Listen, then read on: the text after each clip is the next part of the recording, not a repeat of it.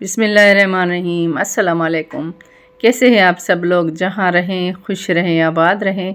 आज मैं आपके लिए केक की रेसिपी लाई हूँ, जो कि इतना मज़ेदार केक बनाऊँगी, बहुत ही टेस्टी बनने वाला है ये केक। आज मैं अवन में बेकिंग कर रही हूँ।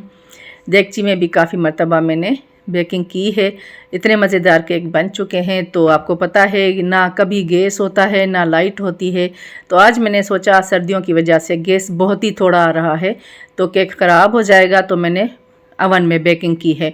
बहुत ही मज़ेदार केक बनने वाला है, इतना ज़बरदस्त टेस्टी बना है। मेरे मेथड से आप बनाएंगे तो आपका केक भी बहुत ही मज़ेदार बनने वाला है। आप बाहर से लेने की कभी कोशिश ही नहीं करेंगे। तो आए जल्दी से बनाते हैं, बहुत ही आसान है बनाना। तो हमने मोल्ड लिया है, इसको हमने पहले ग्रीस कर लिया है। उसके बाद हमने इसमें बटर पेपर लगाना है, अच्छी तरह से सेट कर लेना है। किनारों में भी लगाएं तो आपकी मर्ज़ी, लेकिन किनारों में मैं इसके ऑयल लगाऊंगी। तो इसी तरह से अच्छी तरह से बटर पेपर को लगा लेंगे और इसके ऊपर भी फिर हम ऑयल डालेंगे। बटर पेपर के ऊपर भी ऑयल डालेंगे, उसको भी हम अच्छी तरह से ग्रीस कर लेंगे ऑयल के साथ। ऑयल को अच्छी तरह से साइड में भी लगा लेना है, पूरी साइड में ऑयल लगाना है आपने, और बटर पेपर के ऊपर भी ऑयल लगाना है। अब ये 3 अदद मैंने अंडे लिए हैं। अंडे को मैंने एक एक करके तोड़ा था, क्योंकि ख़राब भी हो सकता है अंडा। अब हमने इसमें बॉल में डाल दिए हैं। अब पहले हम अंडे को थोड़ा सा बीट करेंगे ताकि अंडे मिक्स हो जाएं अच्छी तरह से। थोड़ा सा बस बीट कर लें। उसके बाद हम इसमें चीनी ऐड करेंगे। लो स्पीड पे करें इसको, आप हाई नहीं करनी है आपने यहाँ पे स्पीड इसकी मशीन की, बीटर की। तो यहाँ पे मैंने लिया है 1 कप फुल भर के चीनी का। मैंने पाउडर चीनी ली है, मैंने घर में ही की है खुद। इसको थोड़ा सा मिक्स करेंगे, वरना जल्दी से मशीन चलाएंगे तो ये चीनी उड़ना शुरू हो जाएगी। इस वजह से थोड़ा सा मिक्स करेंगे। अब थोड़ा पहले थोड़ा आस्ते चलाएंगे, आहिस्ता चलाएंगे मशीन को, बाद में हम फुल स्पीड पे कर देंगे जब तक ये अच्छी तरह फ्लफ़ी हो जाए और ये डबल हो जाए। तकरीबन इसमें 6 से 7 मिनट भी लग सकते हैं, 8 मिनट भी लग सकते हैं। देखें ये अच्छी तरह से डबल हो चुका है, इसका कलर भी वाइट हो चुका है। तो इसको जब इसका कलर वाइट हो जाए, क्रीमी फॉर्म में आ जाए, इसका टेक्सचर बहुत ही अच्छा हो जाए, तो आप फिर उसके बाद आप बीट करना बंद कर दें। उसके बाद हम बाकी चीज़ें इसमें ऐड करेंगे। देखें ये किस तरह से हो चुका है, क्रीम की तरह हो चुका है और डबल हो चुका है।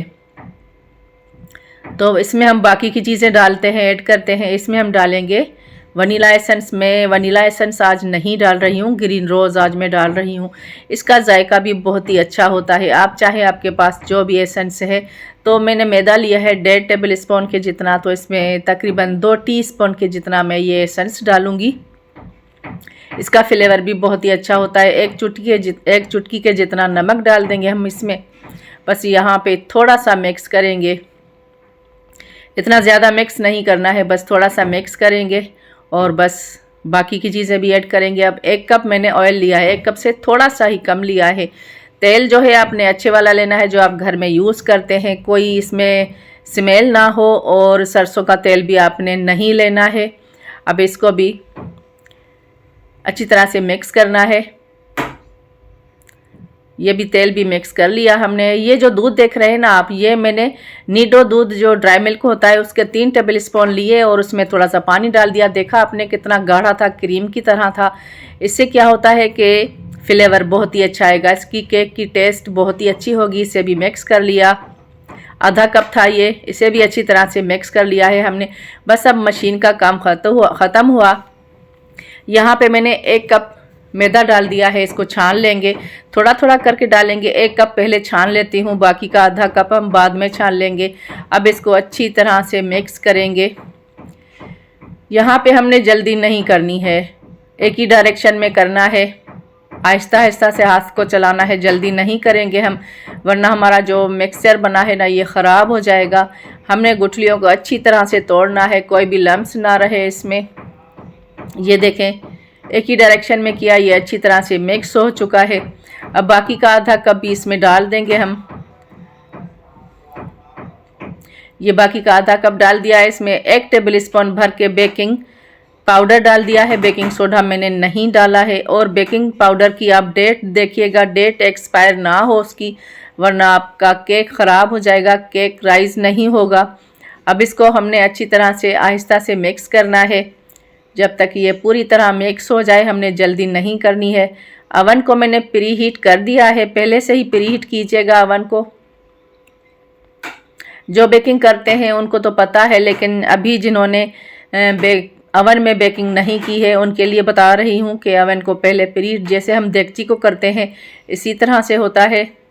तो देखिए ये अच्छी तरह से मिक्स हो चुका है। ऐसा होना चाहिए बैटर। ऐसा इसलिए होना चाहिए जब आप कोई फ्रूट डालते हैं इसमें तो उसके नीचे तले में जो है बॉटम में नहीं बैठेगा, वो हर केक में हर जगह बिखरा हुआ होगा, हर जगह होगा केक में। आप जहाँ भी आप केक को कटिंग करेंगे तो वहाँ पे आपको ये फ्रूट मिलेगा, वरना इसका बैटर पतला हो जाएगा। तो वो जो भी आप फ्रूट ड्राई फ्रूट वगैरह डालेंगे तो नीचे बैठ जाता है। इसलिए बैटर इस तरह का होना चाहिए। जब आप ड्राई फ्रूट डालेंगे या शरफ़ी डालते हैं टूटी फ्रूटी तो गाढ़ा होना चाहिए। अगर थोड़ा पतला भी हो जाए तो उसमें वो केक तो ख़राब नहीं होगा, लेकिन उसमें जो ड्राई फ्रूट आप डालेंगे ना तो उसके पूरे केक में नहीं होगा, वो नीचे बैठ जाता है फिर। तो ये देखें ये हमने डाल दिया है अच्छी तरह से मोल्ड में। अब मुझे बच्चों ने कहा कि हाँ ये थोड़ा सा डालें, तो चॉकलेट स्प्रिंकल मैंने डाल दिया है, थोड़ा सा डाला है, ज़्यादा नहीं डाला है। आपके पास है तो आप ज़्यादा डाल सकते हैं और पूरे में मिक्स कर सकते हैं। अब यहाँ पे थोड़ा सा मिक्स करेंगे क्योंकि एयर भी होती है इसमें, बुलबुले होते हैं, जो एयर होती है वो भी सही हो जाएगा। इसको थोड़ा टैप भी करते हैं, थोड़ा सा नीचे इसको इस तरह से करें तो ये सही हो जाएगा। अब मैंने अवन में केक को डाल दिया है, तकरीबन 35 से 40 मिनट तक इसको मैंने बेक किया। देखें ये मज़ेदार सा केक तैयार हो चुका है। मुझे लाइट जाने का ख़तरा भी था, मुझे डर भी था लाइट ना चली जाए, तो दूसरी तरफ मैंने गैस था तो वहाँ पे गैस पे देगचा भी रख दिया था। अब इसी तरह कीजिएगा क्योंकि गैस भी चला जाता है और लाइट भी चली जाती है। तो ये मसला आजकल बहुत है, सर्दियों में तो गैस बिल्कुल थोड़ा आता है। तो साइडों से हमने किनारों से छुड़ा लिया है केक को। अब देखें कितना मज़ेदार इसका कलर आया है। तकरीबन 40 मिनट में ये हो चुका केक। सर्दियां हैं तो बीच में मैंने खोल के देखा था, पहले मत खोलिएगा, 35 मिनट के बाद मैंने खोला था तो थोड़ा सा बीच में से कच्चा था। आप चेक कीजिएगा स्टिक से, तो आपको अगर लगे कि कच्चा है तो आप दोबारा से 5 मिनट रख दें बेकिंग पे, अवन को चालू कर दें थोड़ा सा। देखिए ये इतना मज़ेदार केक बन के तैयार हुआ है, बहुत ही टेस्टी, और देखें कितना स्पंजी जालीदार बना है, बहुत ही टेस्टी मज़ेदार बना है। यकीन करें ये केक आप बनाएंगे तो आपके बच्चे बहुत खुश होंगे। आप हैदराबादी जो केक हैदराबाद से बॉम्बे बेकरी में मिलता है ना, वो उसको भी आप छोड़ देंगे, आप घर में बनाना शुरू करेंगे। मेरे मेथड से बनाइएगा। मेरे चैनल पे जो न्यू है मेरे चैनल को सब्सक्राइब किए बगैर मत जाइएगा। शेयर करें, लाइक करें, अच्छा सा कमेंट करें। अल्लाह हाफिज़।